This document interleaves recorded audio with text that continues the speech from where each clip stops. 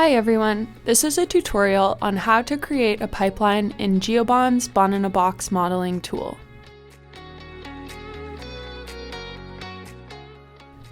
The first step is to map out the complete pipeline from start to finish. Think about how you can break up your existing workflow into logical steps that could potentially be reused in other pipelines. Think about the inputs and outputs of each script that the user will be able to customize, and the file types of these inputs and outputs. This is a very important step because a well-designed pipeline will be easier to create and use. Here I have an example of a mapped out pipeline to run a species distribution model. I have the user inputs shown beside the dashed lines, the individual scripts shown in the colored boxes, and the output files shown in the paper icons.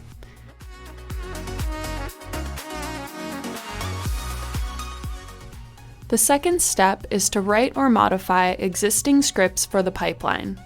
For instructions on how to do this, please see our tutorial video called How to Write a Script, linked below. Some of the scripts you need will already be available in Bond-in-a-Box, such as scripts for cleaning or pulling data, so make sure to check for these.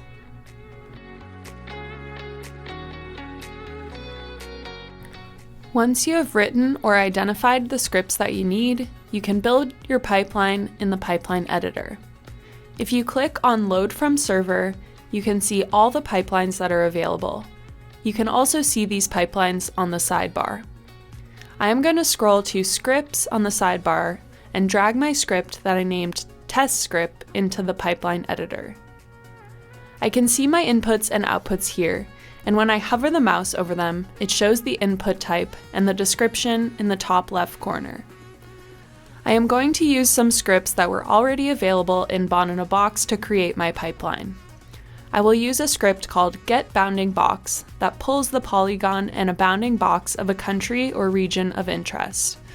I will use this to extract the country polygon that will be used to crop the raster layer in my script. I will also use the Load from Stack script that loads raster layers from a stack catalog.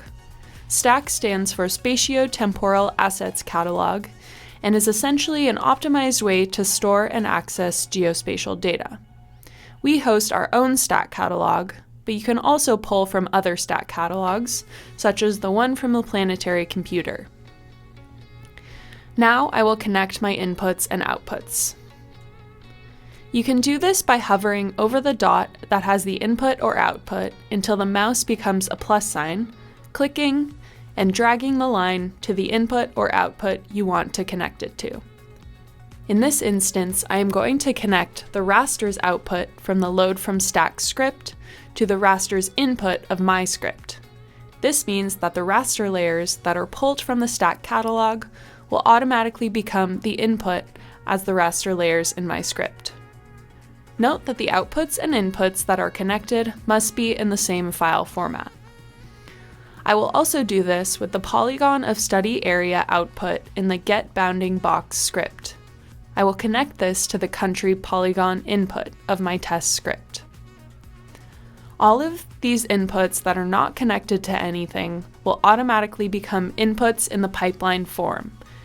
The inputs that are connected to outputs will not be in the form because it's automatically using that output as the input of that script. Now I can see that each of the scripts I am using have an input for a coordinate reference system.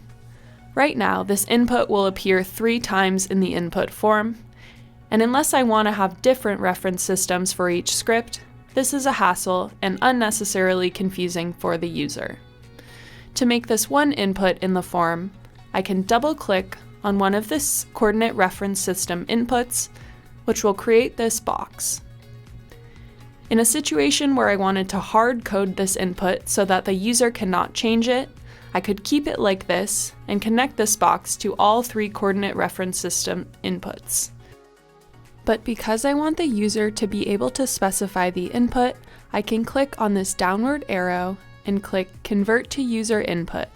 This will turn the box green. Now I can connect this to all 3 coordinate reference system inputs. You can see on the right tab here that when I connect it, the number of inputs goes down. You can also see that there are currently 0 outputs, so I need to specify what these are. There are 2 ways to do this. The first is to double-click the output of the script. The second is to scroll to the top of the sidebar until you see the red box with Pipeline Output, drag that into the pipeline editor, and connect it to the script output. I also want the pipeline to output the polygon of the study area and the raster layers from the stack catalog, so I will add those. Now I can save my pipeline. When I press Save, because it is a new pipeline, it will prompt me to name it. I will name it test_pipeline. Note that this will be the file name of the pipeline JSON file, so it needs to follow file naming conventions and not contain spaces. Now I have my full pipeline. As I mentioned before, the inputs and outputs that are connected need to be in the same file format. I will show you what happens when you try to connect them when they are the wrong file format. I will connect bounding box, which is a text output, and country polygon, which is a shapefile output, and try to save it. As you can see, it saves the pipeline but gives an error. If you try to run the pipeline, it will not work. To delete a connection, you can click on the line, it will turn red, and then you can press delete. Lastly, I can now edit my pipeline. I forgot to connect the bounding box output from the get bounding box script to the input for the stack catalog, so I will add that and save my changes.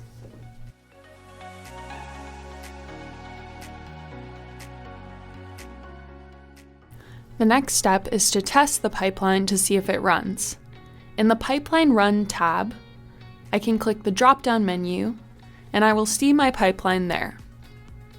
It will generate a form with the pipeline inputs that can be filled in. Currently, the inputs are auto-filled with the examples for the individual scripts, so I will change these. I am going to run the pipeline for Canada. I will keep the state/province input blank because I want to run the pipeline for the whole country of Canada. I am going to use the GeoBond stack catalog, so I will leave that as it is, but I want to change the geospatial layers that the script is using. I don't know the names of the layers off the top of my head, so I will go to the GeoBond stack catalog viewer at stack.geobond.org/viewer. Then I will look at the layers that I want. I am going to use the biodiversity intactness index layers. When I click on the layer, it will show me the collection name and the layer name in the URL. The collection name is BII_NHM, and the layer name is BII_NHM_10km_2020. So I can enter this in the input form. This pipeline requires 2 layers, so I will also use the biodiversity intactness layer from 2000. The weights matrix is not relevant to this pipeline, so I will leave it blank. I will change the spatial resolution to 10,000 meters or 10 kilometers because that is the resolution of the biodiversity intactness index layer, and I will keep the coordinate reference system as 3857. I will now run the pipeline. When it is done, I can see all of the outputs here. I can click on the down arrows to expand and look at them. If I click on the underlined links, it will download the result to my computer. There's also a more visually appealing results viewer where I can look at my results. I can click on the See on Map button to see the output of the difference between the rasters. I can click on See Image to look at my plot in a pop-up window. I can also view my input biodiversity intactness index rasters on this drop-down menu.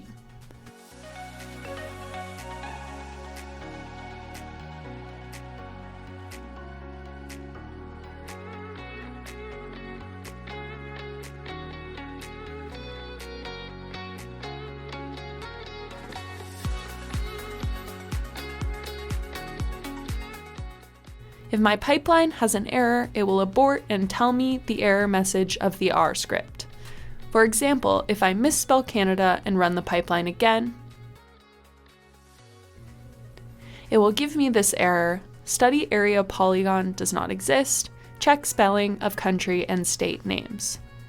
This is an error that I custom coded using the BIAB error stop function. However, if there is no custom coded error, it will just show the regular R error.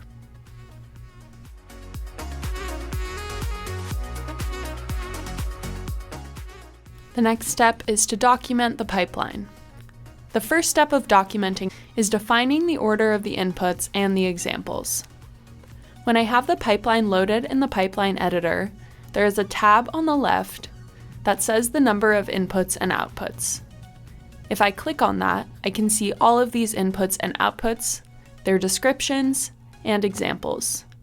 From here, you can edit all of these. These are the names, examples, and descriptions that were specified in the YAML file of the script, so you can also edit this information directly in the script if you want the change to be there wherever the script is used. But in a situation where you only want to edit this information for the pipeline itself, then you can do that here. I will edit the examples with all of the inputs that I used on my last run.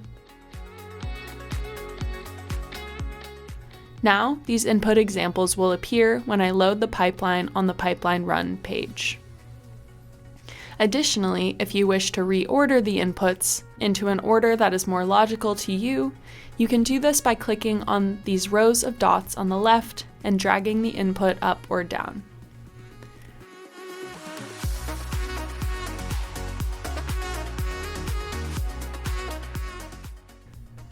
As we show in the tutorial on how to build a script, each script needs to be documented with the authors, a description, and references. You can see this script documentation when you click on the script in the sidebar. The pipeline also needs to be documented. The pipeline documentation is found on the Metadata tab on the right-hand side when the pipeline is loaded. I will add the name that will then appear on the drop-down menu. I will call it Test Pipeline.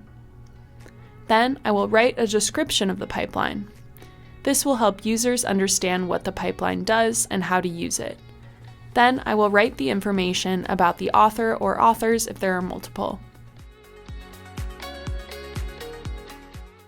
I will write the license that I want the pipeline to have, for example, CC BY, an external link if relevant, and references.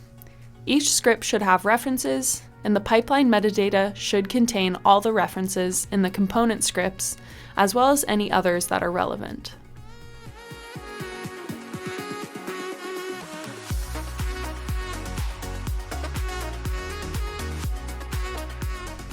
The very last step, when you are done with your pipeline and it has been tested and verified, is to create a pull request. The first thing to do is to create a branch in GitHub for your pipeline. The branch is where you can keep the pipeline while you are working on it and while it is being tested and worked on by others. There are several ways to create a branch, but I will show you how to do so directly in GitHub. If you click the drop-down menu where it says Main, you can see all of the branches. Click View All Branches and then New Branch. This will prompt you to name your branch, which should be something descriptive, like the name of your pipeline or the project. I will call mine Test Branch.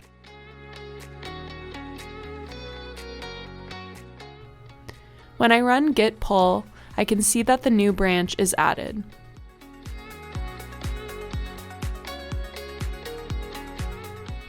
Now push all of your changes to the branch that you just created. This can also be done in GitHub Desktop or R, but I will do it in Visual Studio Code. Create a commit and then push it to GitHub.